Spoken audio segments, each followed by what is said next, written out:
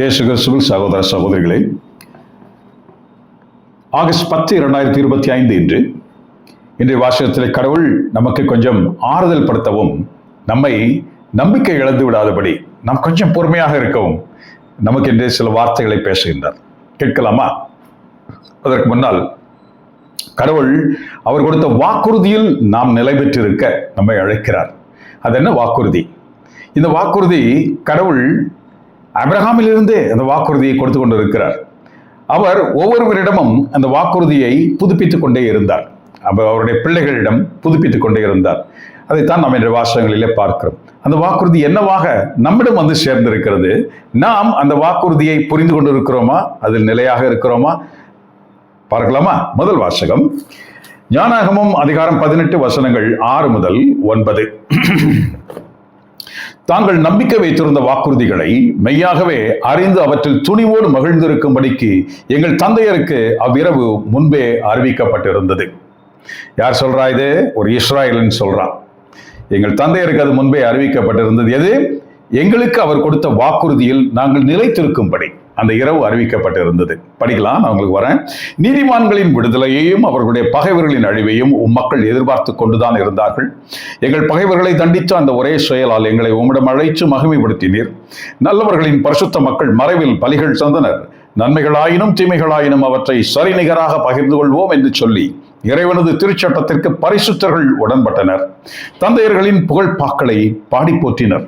இது ஆண்டவரின் அருள் வாக்கு. இறைவா உமக்கு நன்றி. டக்கு டக்கு நமக்கு புரியாது. என்ன அழகாக இது ஒரு 5-6 விஷயங்களை பொதிந்து இந்த 4 சொற்றொடர்கள் வந்திருக்கிறது. பாருங்க, அவர்களுக்கு அந்த இரவு முன்பே அறிவிக்கப்பட்டிருந்தது. எந்த இரவு? கடவுளுடைய அந்த அழிக்கும் தூதன் அவன் வருவான். எவரவர் வீட்டில் இயேசுவின் அடையாளமான இயேசு ரத்த பலியாக போகிறார் இல்லையா? பிற்காலத்திலே அதனுடைய அடையாளத்தை தான் கடவுள் முதலிலே அதை செய்திருந்தார். ஆகவே அந்த இயேசுவின் அந்த இரத்தத்தில் அந்த அடையாளத்தை பெற்றிருக்கிற, அதில் பங்கு பெற்றிருக்கிற ஒருவன் எப்பொழுதுமே மரணிக்கப் போவதில்லை. மரணம் அவனுக்கு அது தன்னுடைய தாய்நாட்டிற்கு கடந்து போகும் ஒரு விசா போல அது அமைந்து விடுகிறதை பார்க்கிறோம். அது ஒரு ஜஸ்ட் கடந்து போகிற ஒரு தன்மை. ஆகவே அதைத்தான் முன்னடையாளமாக அங்கே செய்ய சொல்லியிருந்தார். அப்போ உங்கள் வீட்டிலே நீங்கள் இந்த ஆட்டை அடித்து அதனுடைய இரத்தத்தை உங்கள் நிலைகளிலும் வாசலிலும் நீங்கள் தெளித்து வையுங்கள். அப்போ இந்த அழிவின் தூதன் உங்கள் வீட்டை தொல்லை செய்யாமல் அவன் என்ன செய்வான்? எகிப்தியருடைய அனைத்து அந்த வீடுகளிலும் அவன் கடந்து போகும்பொழுது அங்கே இருக்கிற மூத்த பிள்ளையெல்லாம் அவன் கொன்று விடுவான். இது அரசனுடைய மூத்த பிள்ளை வரைக்கும் பொருந்தும் என்று சொல்லி அங்கே சொல்லப்பட்டிருந்தது. முன்பே அறிவிக்கப்பட்டிருந்தது. அவர்கள் அதை செய்தார்கள். எதன் அடிப்படையில் செய்தார்கள்? பாருங்க, தங்கள் நம்பிக்கையில் வைத்திருந்த வாக்குறுதிகளை மெய்யாகவே அறிந்து அவற்றில் துணிவோடு மகிழ்ந்திருக்கும்படிக்கு கடவுள் இப்படியெல்லாம் செய்தார் என்று நாம் பார்க்கிறோம். அப்போ இந்த காரியம் நடக்கிறதற்கு முன்பாக 9 வாதைகள் ஏற்கனவே எகிப்தில் கடந்து போயிற்று. கடவுள் உங்களை இந்த அடிமைத்தனத்திலிருந்து வெளியேற்றி உங்களுக்கு இஸ்ராயல் என்ற அந்த வாக்களிக்கப்பட்ட நாடு கானான் என்ற நாட்டை உங்களுக்கு கொடுக்க போகிறார் என்று மோசே அவர்களிடம் சொல்லுகிறார். அவர்கள் அதை நம்பவில்லை. அரசனும் நம்பவில்லை, மக்களும் நம்பவில்லை, யாரும் நம்பவில்லை. பாருங்க என்ன ஆயிற்று. அதுக்கு பிறகு அங்கே கடவுள் அதை நம்பும்படிக்கு வாதைகளை அனுப்பினார். யாருக்கு அனுப்பினார்? இஸ்ராயல் மக்களுக்கா? இல்லை, அவர்களை தானே காப்பாற்றப் போகிறார். அவர்களுக்கு வாதை கொடுக்கலாமா? அவர்களுக்கு கொடுக்கவில்லை. அவர்களுக்கு எந்த துன்பமும் இல்லை. அங்கே அவர் எகிப்திய மக்களை அவர் வாதைகளால் நசுக்கினார் என்று பார்க்கிறோம். 9 வாதைகள், 10 வாதைகள். அப்போ இவ்வளவும் அவர்கள் கண் முன்னே நடக்கிறது. யாருக்கு? இந்த இஸ்ராயல் மக்கள் அடிமையாக இருக்கின்ற இந்த மக்கள் கண் முன்பாக அனைத்தும் நடக்கிறது. ஆகவே இவ்வாறு ஒன்றொன்றாக நடக்கும் பொழுது அவர்கள் கடவுள் மோசே வழியாக கொடுத்த அந்த வாக்குறுதியில் அவர்கள் உறுதி பெற்றுக் கொண்டே வருகிறார்கள். ஓ, இட் இஸ் ரைட். அப்ப அது சொன்னது சரி. பாருங்க, இதெல்லாம் ஒரு லட்சம் மக்களை ஒரு இடத்திலிருந்து நீங்கள் இங்கிருந்து கிளம்புங்கள் என்று சொன்னால் நடக்கிற காரியமா அது? ஆனா பாருங்க, கடவுள் அதை நடக்கும்படியாக செய்வதற்கு இவ்வாறான காரியங்களை அவர்கள் கண்முன் நிகழ்த்தி காண்பித்தார். ஆகவே அவர்கள் உறுதி பெற்றார்கள் என்று பார்க்கிறோம். அவருடைய வாக்குறுதியில் உறுதி பெற்றார்கள் என்று பார்க்கிறோம். ஆகவே அவர்கள் அந்த இரவே அங்கே அவர்கள் கடந்து போகும்படியான அந்த இடத்தை அவர்கள் வெளியேறும்படியான சூழ்நிலை, தங்களுடைய வீடு, நில, புலம், அது இதெல்லாம் அடிமைகளாக இருந்தாலும் அங்கே எல்லாம் அவர்களுக்கு உண்டே. எல்லாவற்றையும் விட்டுவிட்டு அவர்கள் போகின்ற வழிபோக்கர்களாக அங்கிருந்து வெளியே கிளம்பினதை பார்க்கிறோம். அவருடைய தேசம் எங்கே இருக்கிறது அவர்களுக்கு தெரியுமா? தெரியாது. இப்பொழுது நமக்கு தெரியும், அவர்களுக்கு தெரியாதே. அது வெகு தூரம் அவர்கள் 40 ஆண்டு காலம் நடக்க வேண்டியதாக இருந்த தேசமாக தானே இருந்தது அப்பொழுது அவர்களுக்கு. பாருங்க, இதெல்லாம் நம்பி அவர்கள் போனார்கள். அப்போ இந்த வாக்குறுதி அவர்களை செயலாற்றியது, அந்த இடத்தை விட்டு போக செயலாற்றியது. அவர்கள் கிளம்பினார்கள் என்று பார்க்கிறோம். பிறகு என்ன ஆயிற்று? செங்கடலை கடந்து அவர்கள் இந்த வாக்குறுதியில் மேலும் உறுதி பூண்டார்கள். என்ன உறுதி? தங்களை துரத்தி வந்த அந்த அரசனும் அவருடைய படைகளும் அங்கே மூழ்கி செத்தன. தங்களில் யாரும் ஒருவரும் சாகவில்லை. இத்தனை லட்சம் மக்கள் கடந்து வந்திருக்கிறோம், ஆனால் அவர்கள் அத்தனை பேரும் அங்கே மூழ்கி இறந்து போனார்கள். நேர கண்ணார கண்டு அவர்கள் புலகாங்கிதம் அடைந்து கடவுளை ஆடி பாடி புகழ ஆரம்பித்ததை நாம் பார்க்கிறோம். அதுதான் இங்கே சொல்லப்படுகிறது. இத்தனையும் செய்த கடவுள் தான் அது மேகத்தூணாக, அந்த மேக ஸ்தம்பமாக, நெருப்பு தூணாக, இப்படியெல்லாம் அவர்களை பாதுகாத்து, கோழி தன் குஞ்சுகளை பாதுகாப்பது போல் பாதுகாத்து, அவர்கள் உழைக்காமல் அவர்கள் அத்தனை ஆண்டுகளும் உண்ணும்படியாக அவர்களுக்கு உணவு கொடுத்து, இப்படியெல்லாம் செய்த கடவுளை அவர்கள் கண்டு மகிழ்ந்து, ஆகவே அவர்கள் என்ன செய்தார்கள்? 9வது வசனத்தில் என்ன படிக்கிறோம்? அவர்கள் கடவுள் கொடுத்த வாக்குறுதிக்கு இணையாக அவர்களும் வாக்குறுதி கொடுத்தார்கள் கடவுளுக்கு. எப்படி? அப்படி 2 வாக்குறுதிகளும் ஒன்றாக சேர்வதுதான் அது உடன்படிக்கையாக மாறியது. அப்படி கடவுள் அவர்களோடு உடன்படிக்கை செய்தார். பாருங்க, என்ன வாக்குறுதி? உன் கட்டளைகளுக்கு நான் கீழ்ப்படிவோம், நீரே எங்கள் தெய்வம், எங்களுக்கு வேறு அந்நிய தெய்வங்கள் இல்லாதிருக்கட்டும், நீர் மட்டுமே எங்கள் கடவுள். இப்படி ஒரு வாக்குறுதி உண்டாயிற்று.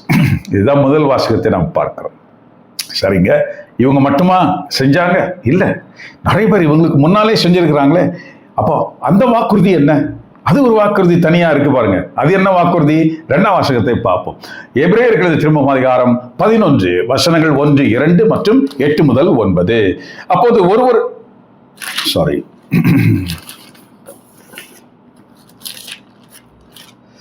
விசுவாசம் என்பது நாம் நம்பிக்கையோடு எதிர்பார்ப்பவை கிடைக்கும் என்னும் நிலையான உறுதி.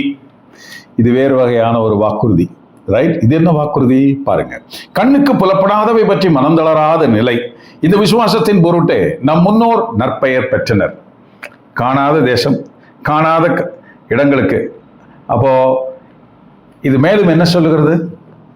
இறைவனின் அழைப்பை ஏற்ற ஆபிரகாம் கீழ்ப்படிந்தது, தம் உரிமை சொத்தாக பெறவிருந்த இடத்திற்கு போனது விசுவாசத்தினாலேயே. காணாத இந்த தேசத்தை விட்டு, நீ கல்தேய தேசத்தை விட்டு கிளம்பு, நான் உனக்கு வேறொரு தேசம் தருகிறேன் என்று சொல்லி அவர் அங்கிருந்து கிளம்பினார். அப்போ கிளம்புறது சாதாரண விஷயமா? இருக்கிறதெல்லாம் விட்டுட்டு கிளம்புறது சாதாரண விஷயம் இல்லை. போக வேண்டிய இடத்தை அறியாதிருந்தும் புறப்பட்டு போனார். வாக்களிக்கப்பட்ட நாட்டில் குடியேறி அதை வாக்குறுதியின் உடன் உரிமையாளர்களான ஈசாக்கு யாக்கோபுடன் கூடாரங்களில் குடியிருந்து வேற்றி நாட்டினர் போல் வாழ்ந்தது விசுவாசத்தினாலேயே. இடம் கிடைச்சிச்சு, அவருக்கு சொன்ன இடம் கிடைச்சிச்சு. அங்கே மக்களை பெற்றார், ஈசாக்கை பெற்றார் என்று பார்க்கிறோம். ஈசாக் அங்கே இருக்கிறார் என்று பார்க்கிறோம். ஈசாக்கும் அங்கே வளர்ந்தார், அவரும் அங்கே குடியிருந்தார், அவரும் யாக்கோபையும் ஏசாயையும் பெற்றார் என்று பார்க்கிறோம். ஆகவே இவர்களுக்கெல்லாம் அந்த இடம் கிடைத்தது. ஆனால் யாக்கோபு என்ன ஆனார்? கடைசியில நொந்து நூலாகி போனார். அவர் மகிழ்ச்சியோடு இறந்தாரா? நொந்து நூலாகி போனார். ஏன்னா பிள்ளைகள் எல்லாம் அடிமைகளாகி போனார்கள். எகிப்து தேசத்திற்கு போய் அடிமைகளாகி போனார்கள். பஞ்சம் பிழைக்க எகிப்துக்கு போனார்கள். அப்ப என்ன வாக்குறுதி இவர்களிலும் நிறைவேறவில்லை. இவர்கள் எதை நோக்கி இருந்தார்கள்? அந்த வாக்குறுதி பாருங்க, இஸ்ராயல் மக்கள் எகிப்திலிருந்து வெளியேறியது ஒரு காரியம். அதற்கு முன்பாக இந்த காரியங்கள் எல்லாம் நடக்கிறது. இப்போ இந்த வாக்குறுதி, இந்த தேசம், இதெல்லாம் யாக்கோபுக்கு கிடைத்ததா? இல்லை. பாருங்க, அப்ப என்ன நடக்குது இங்கே?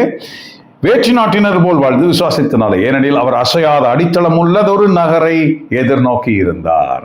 அசையாத அடித்தளம் உள்ள ஒரு நகரை.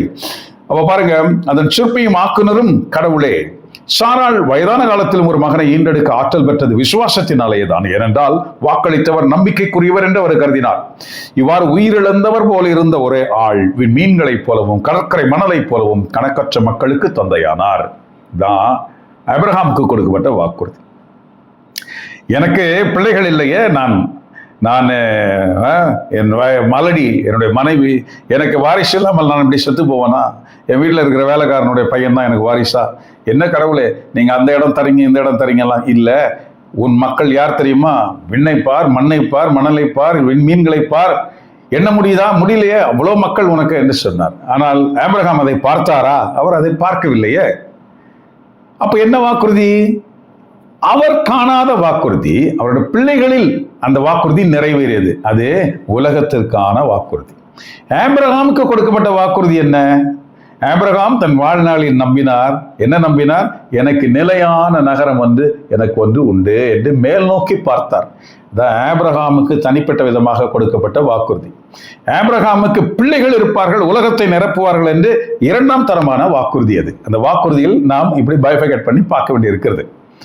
ஈசாக், அப்போ ஆபிரகாமுக்கு சொன்ன அந்த வாக்குறுதி யாரில் நிறைவேறுது? ஈசாக்கில் நிறைவேறுது. அவர் நினைத்த இஸ்மாயிலில் அல்ல. ஈசாக்கு பிறகு, அதாவது அந்த ஈசாக்கின் தாயார் இறந்த பிறகு, சாரால் இறந்த பிறகு, அவர் கெத்துராலை மணந்து கொண்டு அங்கே 5-6 ஆண் மகன்களையும் இப்படி நிறைய பிள்ளைகளையும் அவர் பெற்றுக்கொண்டார். ஆபிரகாம் 175 வயசு வரைக்கும் அவர் வாழ்ந்தார், நம்ம பார்க்கிறோம் இல்லையா? அப்போ 100 வயதிற்கு மேலே அவர் செய்த காரியம் இதெல்லாம். அந்த பிள்ளைகள் என்னவானார்கள்? இதோ இந்த இரண்டாம் தர வாக்குறுதிக்குள் அவர்கள் வருகிறதை பார்க்கிறோம்.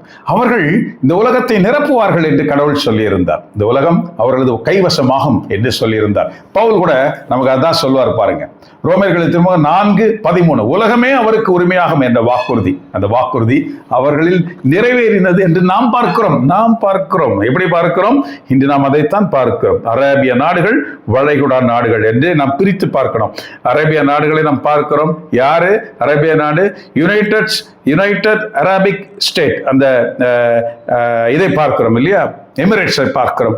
அப்புறம் அரேபிய தேசத்தை பார்க்கிறோம். பின்பு நாம் அந்த கத்தாரை பார்க்கிறோம்.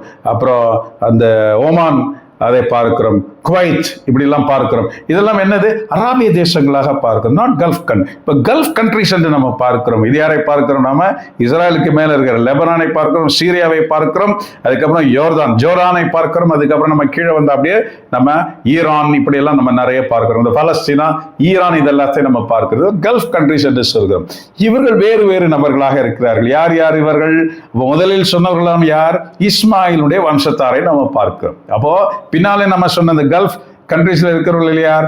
இவர்கள் கெத்துராவின் பிள்ளைகளின் வம்சத்தார் நம்ம பார்க்கிறோம் இல்லையா? இப்படி ஆபிரகாமுடைய பிள்ளைகள் நிறைந்து இருக்கிறதை நாம் காண்கிறோம். சரி, ஆபிரகாமுக்கு அப்போ உண்மையான வாக்குறுதியின் பிள்ளைகள் எங்கே போனார்கள்? இங்கே. அப்போ அங்கே இஸ்மாயில் விடுபட்டு போய்விட்டார், அங்கே கெத்துராலின் பிள்ளைகள் விடுபட்டு போய்விட்டார், அங்கே ஈசாக் மட்டும் தனியாக வருகிறார். ஈசாக்குக்கு 2 பிள்ளைகள் இருக்கிறார்கள். இங்கே நாம் பார்க்கிறது வாக்குறுதியின் பிள்ளையாக யாக்கோபை பார்க்கிறோம். அங்கே நாம் எசாயுவை பார்க்கவில்லை. ஆகவே வேதாகமத்தில் படிக்கிறோம், எசாயுவின் பிள்ளைகளும் பரம்பரையும் இஸ்மாயிலின் பரம்பரையும் அவர்கள் கலப்பினமாக, அவர்கள் ஒரு புதிய மனுக்குலத்தை அவர்கள் உண்டாக்கினதை நாம் பார்க்கிறோம். அங்கே ஒரு பெரிய இனம் உண்டாயிற்று என்று நாம் பார்க்கிறோம். இப்படி ஆபிரகாமின் பிள்ளைகள் கடற்கரை மணலை போலவும் விண்மீன்களைப் போலவும் பலுகி பெருகி பூமியை நிரப்பினார்கள் என்ற வாக்குறுதி நிறைவேறி இருக்கிறதை நாம் காண்கிறோம். கரெக்ட்? அப்போ அந்த யாக்கோபு தனியா வந்துட்டார், ஈசாக் தனியா வந்துட்டார், யாக்கோபு தனியா வந்துட்டார். இப்ப பார்க்கிறோம், யாக்கோபுக்கு 12 பிள்ளைகளை நாம் பார்க்கிறோம். 12 கோத்திரம், அதை தான் நாம் சொல்கிறோம். 12 குலம் என்று நாம் சொல்லுகிறோம் இஸ்ராயல் குலத்திலே. அப்போ இஸ்ராயல் தான் யாக்கோபு இல்லையா? யாக்கோபுக்கு கடவுள் கொடுத்த பேர் இஸ்ராயல். அப்போ அந்த இஸ்ராயல் குலம் 12ஆக பார்க்கிறோம். இது நாம் பார்க்கிறபடி இந்த குலங்களிலே மிக முக்கியமாக கடவுள் தேர்ந்தெடுத்த ஒரே ஒரு குலம் என்னது? யூதா குலம் இல்லையா? அந்த 12 யூதா குலம். அப்ப அந்த யூதா அதை தனியாக பிரித்து கொண்டு வருகிறார். இந்த வாக்குறுதியை அங்கே தனியாக பிரிக்கிறார் பாருங்க. அப்ப அந்த யூதா குலம் என்னவாக இருக்கிறது? இதை நாம் இங்கே அப்படியே பைபிள்ல இடையில புகுந்து நம்ம பார்க்கும்பொழுது நமக்கு தெரியும். போயஸ் என்கிற ஒருவர் வருகிறார். அங்க போயஸுக்கும் ரூத்துக்கும் மனமாகிறது. இந்த ரூத் யாரு? ஆபிரகாமுடைய தம்பியினுடைய, அதாவது லோத்தோடைய அந்த பெண்கள் இருந்தார்களே, ரொம்ப கேடுகட்ட விஷயம் தகப்பனோட பண்ணி 2 குழந்தைகளை பெற்றுக் கொண்டார்கள். யாரு? அம்மோன், அப்புறம் நம்ம பார்க்கிற மோவாப். இந்த 2 குழந்தைகளை பார்க்கிறோம். அப்போ நம்ம பார்க்கிறோம், இந்த மோவாபியரின் அந்த வம்சத்தாராகிய அந்த ரூத் அந்த போயஸும் திருமணம் செய்து ஓபேது என்பவரை பெறுகிறார்கள். அந்த வாக்குறுதி எங்கு வருகிறது? ஓபேது வழியாக எஸ்ஸையிடம் வருகிறது. எஸ்ஸே அவருடைய பிள்ளை, எஸ்ஸையுடைய பிள்ளை தாவீதாக இருக்கிறார். இப்படி வாக்குறுதி எப்படி வருகிறது பாருங்க. இப்ப தாவீது நாம் பார்க்கிறோம், தாவீது, சாலமோன், இப்படி போய்கொண்டே இருக்கும். கடவுள் அங்க பிரேக் பண்ணி கொண்டு வர்றார். பிரேக் பண்ணி அந்த தாவீதிலிருந்து நேர அந்த வம்சத்தை நேர கொண்டு சூசையில் கொண்டு இணைக்கிறதை பார்க்கிறோம். சூசையினுடைய பிள்ளை இயேசுவாக வந்து இருக்கிறதை பார்க்கிறோம். பாருங்க, இந்த வாக்குறுதி எப்படி வருகிறது? அந்த வாக்குறுதி, அந்த 2ஆம் தர வாக்குறுதி எப்படி போய்விட்டது என்று பார்க்கிறோம் இல்லையா? இப்போ சாலமோனுடைய பிள்ளை காலத்திலே இந்த 12 கோத்திரமும் பிரிக்கப்பட்டதை நாம் பார்க்கிறோம். அவருடைய மோசமான ஒரு ஆட்சியினால் கடவுள் அவர்களை சபித்து அந்த மொத்தத்தையும் பிடுங்கி 10 தனியாகவும் 2 தனியாகவும் மாற்றினார் என்று நமக்கு தெரியும். அப்போ அப்படி செய்யும் பொழுது இயேசு வரும் காலத்திலே அங்கே இருந்தது அந்த 2 மட்டும்தான். 10 அப்பவே பிரிந்து போய்விட்டது. உலகெங்கும் சிதறி போய்விட்ட இஸ்ராயல் குலமாக நாம் பார்க்கிறோம். உலகெங்கும் யாரு? ஆபிரகாமுடைய பிள்ளைகள். அப்போ இங்கே ஒரு பக்கமாக உலகம் பக்கமாக இப்படி சிதறி போய் உலகெங்கும் நிரம்பி இருக்கிற ஆபிரகாமின் பிள்ளைகளை நாம் பார்க்கிறோமா? ரைட். அப்போ வாக்குறுதி, கடவுள் கொடுத்த வாக்குறுதி, மேல் நோக்கிய அந்த நகரத்தை நோக்கிய வாக்குறுதியை தான் கடவுள் மேன்மையாக இங்கே தருகிறார். அதுதான் கிறிஸ்துவில் நிறைவேற்ற வந்தார். கிறிஸ்து அந்த வாக்குறுதியை தான் புனைந்து அவர் நிறைவேற்ற வந்தார். இப்போ யூதாவில் கொடுக்கப்பட்ட இந்த வாக்குறுதி அப்படியே கட்டாயம் நிக்குதே. கிறிஸ்துவுக்கு திருமணமாக இல்லையா? சரிங்க. வேதாகமத்துல கிறிஸ்துவோடு உடன் பிறந்தவர்கள், கிறிஸ்துவின் சகோதர சகோதரிகள் என்று சொல்லக்கூடியவர்கள் 2, 3 பேர் 4 பேரை நம்ம பார்க்கிறோமே. அவங்களாம் யாரு? சூசைக்கும் மரியாளுக்கும் பிறந்தவர்களா? ஆம், இருக்கட்டுமே, பிறந்திருக்கட்டுமே. இல்லை என்று வாதிடுவதற்கு நிறைய பேர் வருவார்கள். ஆம் என்று சொல்வதற்கு நிறைய பேர் வருவார்கள். வேதாகமம் என்ன சொல்கிறது? இயேசுவின் சகோதரர்கள், அவ்வளவுதான். சகோதர சகோதரிகள், உடன் பிறந்தவர்கள், அப்படித்தான் வேதாகமே சொல்லுகிறது. ஏனென்றால் மக்கள் அதைத்தான் சொல்லுகிறார்கள். சூசையினுடைய பிள்ளை தானே இவருடைய சகோதரர் இவர்கள் தானே என்று சொல்லுகிறார்கள். சரி, நாம் இங்கே தனித்து ஒரு காரியத்தை நாம் இங்கே பார்க்க வேண்டும். இங்கே இந்த வாக்குறுதியை நாம் பிரித்து பார்க்க நாம் துணிந்தோம் என்றால், அந்த புத்தி நமக்கு வந்தா நாம என்ன சொல்லுவோம்? சரிப்பா, கூடவே பிறந்தவங்க தான், இருக்கட்டும்பா, ஒன்றும் பிரச்சனை இல்லை. ஏன்னா இயேசு எதன் வழியாக பிறந்தார்? இவர்கள் எல்லாம் எப்படி பிறந்தார்கள்? இவர்கள் எல்லாம் சுனத், இந்த விருத்த சேதனத்தின் மூலமாக பிறந்தவர்கள் இல்லையா? உடலோடு உடல் கலந்து பிறந்த மனிதர்கள். இயேசு அப்படி இல்லப்பா, வானிலிருந்து வந்தவர். அவர் ஜெனித்தவர். ரைட். அவர் பரிசுத்தாவின் ஏவுதலால் மரியாளின் உடலில் வைக்கப்பட்டவர், சூசையினால் வைக்கப்பட்டவர் அல்ல. ஆக இங்கே விருத்த சேதனம் அப்படியே கட்டாய் வந்து போயிடுச்சு இயேசு கிறிஸ்துவோடு. இயேசு கிறிஸ்துவுக்கு பிறகு என்ன ஆயிற்று? இந்த குலம், இந்த யூத குலம், எந்த குலம்? மன்னக குலமாக, அது யூத குலமாக இன்றும் இஸ்ராயலிலே இருக்கிறதை காண்கிறோம். ஆனால் இயேசு கிறிஸ்துவினால் வருகின்ற புதிய மனுக்குலம் அது எவ்வாறு இருக்கிறது?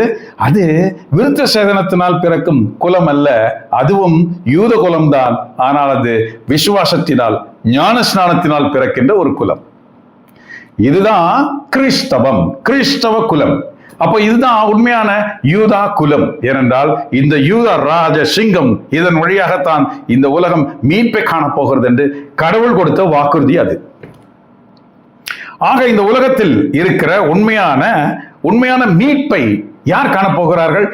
ஞான ஸ்நானத்தின் வழியாக, விசுவாசத்தின் வழியாக, கிறிஸ்துவில் மறுபடியும் பிறக்கின்ற அவர்கள்தான் உண்மையான யூதகுலமாக. பவுல் ரொம்ப அழகா சொல்றார் இல்லையா? நாம் ஞானஸ்நானத்தின் வழியாக, விசுவாசத்தினால் நாம் இஸ்ராயலராக மாறுகின்றோம் என்று சொல்கிறார். யூதாவாக மாறுகின்றோம், யூத குலத்தில் ஒருவராக நாம் மாறுகின்றோம். ரைட். அப்ப இவர்களுக்கு எந்த வாக்குறுதி எப்படி வந்து சேர்கிறது பாருங்க. இந்த வாக்குறுதி எப்படிப்பட்ட வாக்குறுதி? நாம் உனக்கு அங்க ஒரு பிளாட் கொடுப்பேன், இங்க ஒரு நிலத்தை கொடுப்பேன், இந்த ஒரு லேண்டை கொடுப்பேன்ற வாக்குறுதியா? நோ. இந்த வாக்குறுதி ஆபிரகாமுக்கும், ஈசாக்குக்கும், யாக்கோபுக்கும், மோயிசனுக்கும், இப்படி தாவீதுக்கும் கொடுக்கப்பட்ட இப்படிப்பட்ட வாக்குறுதிகளை நாம் பார்க்கிறோம் இல்லையா? தனித்துவமான வாக்குறுதிகள். ஆபிரகாம் இயேசுவை ஈசாக்கில் கண்டார் பலியிடும் பொழுது. பாருங்க, இப்படி ஒரு வாக்குறுதி, இப்படி ஒரு நிறைவேறுதலை பார்க்கிறோம். யாக்கோபு அந்த ஏணியை கண்டார் என்று நாம் பார்க்கிறோம். இப்படி நிறைய காரியங்களை பார்க்கிறோம். தாவீது இயேசுவை பற்றிய கவிதைகளை அவர் புனைந்திருக்கிறார் என்று பார்க்கிறோம். அவர் குருவாகவும் அரசராகவும் இருந்தார் என்று பார்க்கிறோம். அப்படி இருந்த ஒரே மனுஷன் அவர்தான். இல்லவிட குரு வேற, அரச தன்மைகள் வேற. ஆனா இவர் இரண்டும் கலந்தவராக இருந்தவரை பார்க்கிறோம். அந்த தாவீதின் மகனான இயேசுவை பார்க்கிறோம். அப்போ நமக்கு கொடுக்கப்படுகிற வாக்குறுதி என்ன? நாம் விண்ணுலக பிரஜைகள் என்ற வாக்குறுதி, நாம் விண்ணகம் எடுத்து செல்லப்படுவோம் என்ற வாக்குறுதி, நிலையான வீடு மேலே இருக்கிறது என்று சொல்லப்படுகிற வாக்குறுதி தான் நமக்கு வாக்குறுதியாக கொடுக்கப்பட்டிருக்கிறது. அப்போ ஆட்டோமேட்டிக்கா நாம யாராயிடும்? சரிங்க, இந்த வாக்குறுதி மேலும் என்னவாக இருக்கிறது? திருவெளிப்பாடு 21ஆம் அதிகாரத்தை நாம் படிக்க வேண்டும். இந்த வாக்குறுதி என்ன வாக்குறுதி கொடுக்கப்பட்டது? இது நான் மேலே பார்த்தேன், அங்கே அருளப்பர் எழுதுறாருல, அதான் திருவெளிப்பாடு. அப்போ அவர் சொல்றாரு, யோவான் சொல்றாரு, அங்கிருந்து விண்ணகத்திலிருந்து மணவாட்டியை போல அலங்கரிக்கப்பட்ட, மணவாளனுக்காக தயாரிக்கப்பட்ட மணவாட்டியை போல அலங்கரிக்கப்பட்ட அந்த விண்ணக எருசலேம் இறங்கி வருவதை கண்டேன் என்று சொல்கிறார். அப்ப இந்த எருசலேமில், இந்த விண்ணக எருசலேமில், இந்த விண்ணக எருசலேம் என்னது? மணவாட்டியை போல. இப்ப நாம் யாராக இருக்கிறோம்? நாம் கிறிஸ்துவின் மணவாட்டியாக, கிறிஸ்து மணவாளனாக. ஆகவே சபை என்று சொல்லும் பொழுது அது என்ன சொல்கிறது? பெண் இல்லையா? மணவாட்டி சபை என்று சொல்லப்படுகிறது. ஆகவே நமக்கு கொடுக்கப்படுகிற வாக்குறுதி என்ன? நாம் மேலேறி செல்வோம். வானகத்தில் இருந்து வந்தவரிடம் நாம் பிறந்திருக்கிறோம். ஆகவே நாம் ஞானஸ்நானத்தின் மூலமாக, விசுவாசத்தின் மூலமாக இந்த வாக்குறுதியின் பிள்ளைகளாக நாம் இருக்கிறோம். இயேசு என்ன சொன்னார்? நான் வந்திருக்கிறேன் இப்பொழுது இந்த வாக்குறுதி எல்லாம் இருக்கிறது, இந்த உடன்படிக்கை எல்லாம் இருக்கிறது. இதோ நான் உங்களோடு ஒரு புதிய உடன்படிக்கை செய்கிறேன் என்று அந்த ரசத்தின் கிண்ணத்தை எடுத்து டேபிள்ல வச்சார். இதான் அடையாளம். புதிய உடன்படிக்கை செய்கிறேன், உங்களுடைய புதிய வாக்குறுதி தருகிறேன். இந்த புதிய உடன்படிக்கை என்பது என்ன? உங்களுக்கு இந்த நாட்டை தருவதும், இந்த ரோம ராஜ்யத்தை வீழ்த்துவதும், இங்கே நான் ஒரு ராஜ்யத்தை உண்டு செய்வதும் அல்ல. புதிய உடன்படிக்கை என்பது என்ன? நான் உங்களை மேலே அழைத்து செல்வேன். என் தந்தைக்கு வீடுகள் பல உண்டு, அதில் ஒன்றை உங்களுக்கு ஏற்பாடு செய்துவிட்டு உங்களை நான் கூட்டி போவேன். வாக்குறுதி. இன்னொரு வாக்குறுதி என்ன கொடுத்தாரு? அதை கூட்டி போவதற்கு, நான் உங்களுக்கு வாக்குறுதி தந்ததை போல, நான் முன்னே உங்களுக்கு அறிவித்ததை போல, நான் மேலே எழுந்து சென்று என் தந்தையிடம், உயிர்த்தெழுந்து நான் மேலே எழுந்து சென்று தந்தையிடம் பரிசுத்தாவியை பெற்று அந்த பரிசுத்தாவியை உங்களுக்கு துணையாக தருவேன். வாக்குறுதி. இந்த வாக்குறுதி அவர்கள் பார்த்தார்களா? பெந்தெகோஸ்தே நாளில் அது நிறைவேறியதை பார்த்தார்கள்.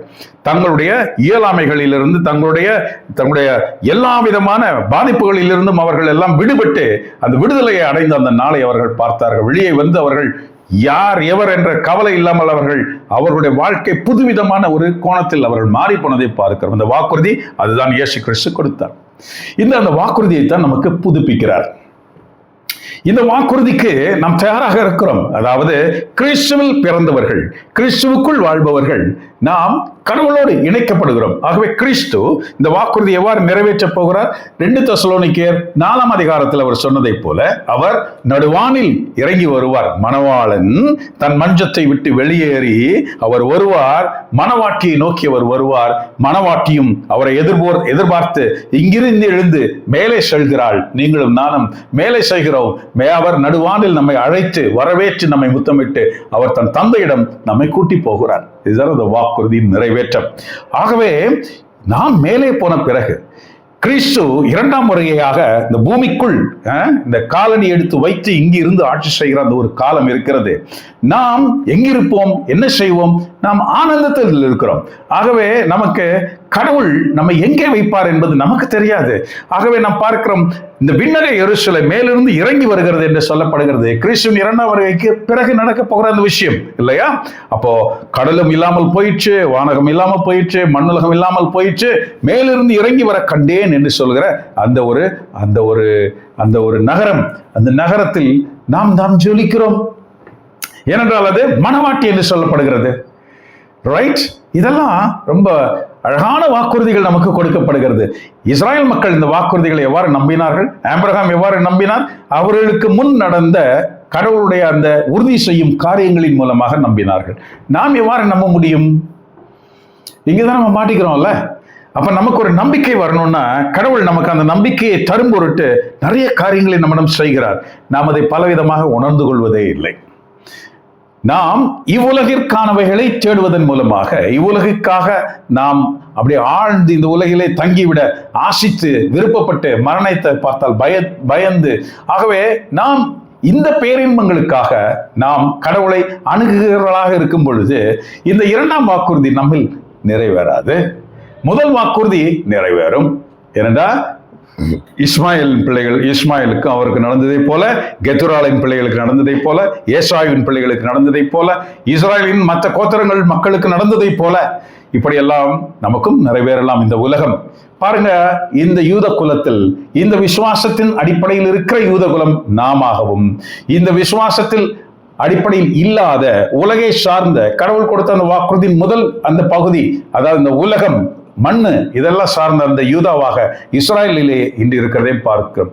இயேசுவை அவர்கள் ஏற்றுக்கொள்ளவில்லை. ஆகவே அவர்கள் இந்த உலகத்தினர்களுக்கான அந்த உறுதிமொழியின் அந்த எடுத்துக்காட்டாக இருக்கிறார்கள்.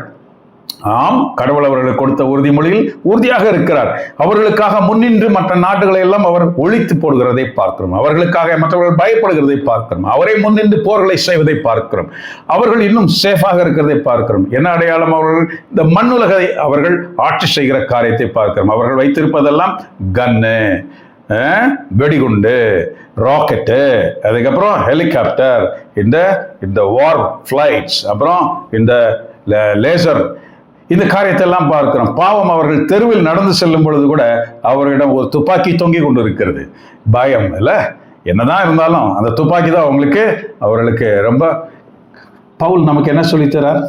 நாம் எதை ஆயுதங்களாக கொள்ள வேண்டும் என்று சொல்கிறார்? எதை தலைச்சீராக, எதை மாண்பு கவசமாக, எதை நாம் இருபக்கமும் கருக்குள்ள அந்த வார்த்தை, இறை வார்த்தை என்ற அந்த பட்டயத்தை கையில் பிடித்தவர்களாக, எப்படி நாம் எதோடு போராட வேண்டியவர்கள், அவர்கள் எதோடு போராடி கொண்டிருக்கிறார்கள் தெரிகிறதா?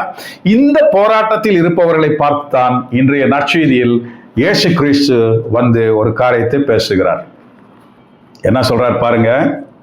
லூகாஸ் எழுதிய நற்செய்தி அதிகாரம் 12 வசனங்கள் 32 48. சிறு மந்தையே அஞ்சாதே, ஏனெனில் உங்கள் தந்தை தம் அரசை உங்களுக்கு கொடுக்க திருவுளம் கொண்டார். என்ன வாக்குறுதி பாருங்க. தம் அரசை உங்களுக்கு கொடுக்க திருவுளம் கொண்டார். இந்த உலக அரசு இல்ல, இந்த உலகத்தில் உள்ளவை இல்ல, தம் அரசை உங்களுக்கு கொடுக்க வாக்குறுதி கொண்டார். ஆகவேதான் கடவுள் இந்த வாக்குறுதியில் நிலையாயிருந்த ஆபிரகாமையும் ஈசாக்கையும் யாக்கோபையும் நான் இவர்களுடைய கடவுள் என்று சொல்ல அவர் தயங்கவில்லை. ஏனென்றால் அவர்கள் நினைத்தது, அவர்கள் எதிர்பார்த்தது, அவர்கள் விண்ணக பேரின்பம் என்ற வாக்குறுதியைத்தான் அவர்கள் கொண்டிருந்தார்கள். அவருடைய சந்ததியினர் அவ்வாறு கொள்ளவில்லை. ரைட்? அப்போ அந்த சந்ததியில் யூதா, அந்த ஆபிரகாம், யாக்கோபு, ஈசாக்கு, யாக்கோபு, யூதா அப்படி என்று வரும்பொழுது, இயேசு என்று வரும்பொழுது நம்மில் அது இந்த வாக்குறுதியில் நாம் வருகிறோம். இந்த வாக்குறுதியில் இருக்கிற பாரதி சொல்றார் சிறு மந்தையே என்று சொல்கிறார். கிறிஸ்தவர்கள் எல்லாம் பார்த்து சிறு மந்தையே என்று சொல்லவில்லை. கிறிஸ்தவர்கள் மொத்தம் பேர் இருக்கிற 100-240 கோடி பேர் இருக்கிறார்கள். எல்லாவற்றையும் பார்த்து பெருமந்தையே என்று அழைக்கிறார், சிறு மந்தையே என்று சொல்கிறார். இது சபை அந்த காலங்கள், இந்த இயேசு கிறிஸ்துவோடு ஐக்கியப்பட்டிருக்கிற, உண்மையாகவே இருக்கிற, அந்த விசுவாசத்தில் நிலைத்திருக்கிற, வானகத்தை நோக்கிய அந்த எண்ணத்தோடு நடக்கிற சபைகளின் அந்த மக்களை பார்த்து சிறு மந்தையே அஞ்சாதே, ஏனெனில் உங்கள் தந்தை தம் அரசை உங்களுக்கு கொடுக்க திருவுளம் கொண்டார். தான் வாக்குறுதி, நமக்கு கொடுக்கப்பட்ட வாக்குறுதி. உங்கள் உடைமைகளை விற்று பிச்சை இடுங்கள், இற்று போகாத பணப்பைகளையும் வரகத்தில் குறையாத செல்வத்தையும் தேடிக்கொள்ளுங்கள். அங்கே திருடன் அண்டுவதில்லை, பூச்சி அரிப்பதும் இல்லை. உங்கள் செல்வம் எங்குள்ளதோ அங்கே உங்கள் உள்ளமும் இருக்கும். ஆகவே நீங்க இந்த மாதிரி இருந்துடாதீங்க. உங்களுடைய எண்ணம் எல்லாம் மேலே இருக்கட்டும். ஆகவே நீங்கள் உடைமைகளை விற்று பிச்சையிடுங்கள் என்று சொல்கிறார். ஆகவே நாம் நமக்கு இருக்கிற காரியங்கள், நாம் இந்த பிச்சையிடுதல், ஆர்ம்ஸ் கிவிங், நமக்கு இந்த வாக்குறுதிகளை நாம் மேலும் மேலும் உறுதியாக பற்றிக் கொள்ள இது நமக்கு ரொம்ப அழகாக உதவி செய்யும். அதை ஆண்டவர் சொல்கிறார். இடுப்பில் வருது கட்டியிருங்கள், விளக்குகளும் எரிந்து கொண்டு இருக்கட்டும். திருமண விருந்துக்கு போன தம் தலைவன் எப்பொழுது வருவானோ என்று காத்திருக்கிறவர்களைப் போல நீங்களும் இருங்கள். அவன் வந்து தட்டிய உடனே திறக்க வேண்டும் என்றோ ஊழியர் விழித்திருக்க காண்பானோ அவ்வூழியன் பேர் பெற்றவன். உறுதியாகவே உங்களுக்கு சொல்லுகிறேன், அவன் இடுப்பில் வருந்து கட்டி கொண்டு அவர்களை பந்தியில் அமர்த்தி ஒவ்வொருவனையும் அணுகி அவர்களுக்கு பணிவிடை புரிவான். பாருங்க, 10 கண்ணீர் ஓமை நம்ம பார்க்கிறோம். 5 பேர் விவேகிகள், 5 பேர் அறிவற்றவர்கள் என்று பார்க்கிறோம். ஏனென்றால் அறிவற்றவர்களிடம் எண்ணெய் தீர்ந்து போயிற்று. எண்ணெய் எதற்கானது? எண்ணெய் என்பது பரிசுத்த ஆவி. அப்ப எண்ணெய் என்பது நீதியின் செயல்கள். அற்று போயிற்று. அதான் அவர் சொல்றாரு, பிச்சையிடு, அந்த நீதியோடு அந்த நியமங்களோடு நீ இரு என்று சொல்ற. எண்ணெயோடு இரு. எண்ணெயோடு பரிசுத்தாவியை விட்டு விடாதே. பரிசுத்தாவி எப்பொழுதும் கேட்டுக்கொண்டு அவர் உன்னுள் இருக்கும்படியான சூழ்நிலையை நீ உருவாக்கி கொண்டே இருக்க வேண்டும் என்று சொல்கிற அந்த கடவுளை நாம் பார்க்கிறோம். ஆகவே இங்கே விவேகிகளாக இருக்க நாம் அழைக்கப்படும். அவர்களை காணும் பொழுதுதான் என்ன ஆகுது? பந்தியில் அமர்த்தி ஒருவரையும் அணுகி அவர்களுக்கு பணிவிடை புரிவான். அவன் 2ஆம் சாமத்தில் வந்தாலும் 3ஆம் சாமத்தில் வந்தாலும் அவர்கள் விழிப்பாய் இருக்க கண்டால் அவ்வூழியர்கள் பெயர் பெற்றவர்கள் என்று சொல்கிறார். திருடன் என்ன சாமத்தில் வருவான் என்று வீட்டு தலைவனுக்கு தெரிந்தால் வீட்டில் கண்ணம் வைக்க விடமாட்டான் அன்றோ? இதை உணர்ந்து நீங்களும் ஆயத்தமாயிருங்கள், ஏனெனில் நீங்கள் நினையாத நேரத்தில் மருமகன் வருவார். ஆகவே முதல் வார்த்தை என்ன? சிறுமந்தையே அஞ்சாதே, கொஞ்சம் வெயிட் பண்ணு, வந்துருவார். இதை கேட்ட ராயப்பர் பேதுரு சொல்றார், ஆண்டவரே இவ்வுவமை எங்களுக்கு மட்டுமா எல்லாருக்குமா என்று விரும்பினார். புத்திசாலி அவர். ஆகவே அவர் ஸ்ட்ராங்கா கேட்கிறார். ஆண்டவர் இதுக்கு அழகான பதில் சொல்றார். இந்த பதில் உங்களுக்கு எனக்கு புரியுதா அப்படின்றத பார்க்கணும். ரொம்ப அழகான பதில். ஆண்டவர் கூறியதாவது, தக்க காலத்தில் தன் வேலையாட்களுக்கு படியளக்க தலைவன் ஏற்படுத்திய நம்பிக்கையும் விவேகமும் உள்ள கண்காணிப்பாளன் யார்? எந்த ஊழியன் அவ்வாறு செய்து கொண்டிருப்பதை தலைவன் வந்து காண்பானோ அவன் பெயர் பெற்றவன் என்றார். தான் பதில். நிறைய பேர் ஆண்டவர் அழைச்சிருக்கிறார், நிறைய பேருக்கு நிறைய காரியங்களை செய்ய சொல்லியிருக்கிறார், கருவிகளாக பயன்படுத்துகிறார். நிறைய பேர் சபை நடத்துகிறார்கள், சபையிலே நிறைய முன்னேற்பாடுகள் இருக்கிறது, அங்கே மூப்பர்களாக இருக்கிறார்கள், நிறைய பேர் நடத்துகிறதை பார்க்கிறோம். ஆனால் சரியான விதத்தில் தோன்றின சபைகள் போகிற போக்கிலே அது உலகாய் சார்ந்ததாக மாறி போயிருக்கிறதை பார்க்கிறோம் இல்லையா? பத்தில் ஒரு பகுதி, அந்த காசு இந்த காசு, இதற்காக மீட்டிங் அதற்காக மீட்டிங், பெரும் பேச்சுக்கள் எல்லாம், பெரும் நேரங்கள் எல்லாம் அந்த திட்டமிடுதலை பற்றியும் நிகழ்ச்சிகளை பற்றியும் காசை பற்றியும் ப்ரோக்ராம்ஸ் பற்றியும் இப்படி இருக்கிறத காண்கிறோம். இந்த சபைகள் எல்லாம் என்னவாகிறது? இந்த பாருங்க என்ன சொல்றாரு, எந்த ஊழியன் அவ்வாறு செய்து கொண்டிருப்பது தலைவர் வந்து காண்பன அவன் பெயர் பெற்றான், அவனை தன் உடைமைக்கெல்லாம் அதிகாரியாக ஏற்படுத்துவார். உங்களுக்கு உறுதியாக சொல்கிறேன், ஆனால் என் தலைவர் வர காலம் தாழ்த்துகிறார் என்று அவ்வூழியன் தனக்குள் சொல்லிக்கொண்டு வேலைக்காரர்களை அடித்து மயக்கமர உண்டு குடிக்க தொடங்கினால் அவ்வூழியன் எதிர்மாறாத நாளில் அறியாத நேரத்தில் தலைவன் வந்து அவனை நீக்கிவிட்டு விசுவாசமற்றவர் கதிக்கு அவனை உள்ளாக்குவார். நிறைய பேர் குடிக்க ஆரம்பிச்சிடுறாங்க. சபை நடத்துகிறவர்கள் கேவலமா இல்லை, நிறைய பேர் குடிக்க ஆரம்பிச்சிடுறாங்க. அந்த குடியின் நிமித்தம் நிறைய பேர் குடியை கற்றுக்கொள்கிறார்கள் உள்ளேயே. என்ன அநாகரிகமான காரியங்கள் நிறைய நடக்கும். எதற்கெடுத்தாலும் கப்பு, எதற்கெடுத்தாலும் பார்ட்டி, எதற்கெடுத்தாலும் இப்படி செய்கிற நிறைய பேரை பார்க்கிறோம். இதெல்லாம் வெட்டு சபைகள், இவளெல்லாம் உருப்பட போகிறதே கிடையாது. இதெல்லாம் தங்களை ஏமாற்றி தாங்கள் தான் பெரியவர்கள், தாங்கள் தான் உயர்ந்தவர்கள் என்று தங்களே ஏமாற்றுபவர்கள்.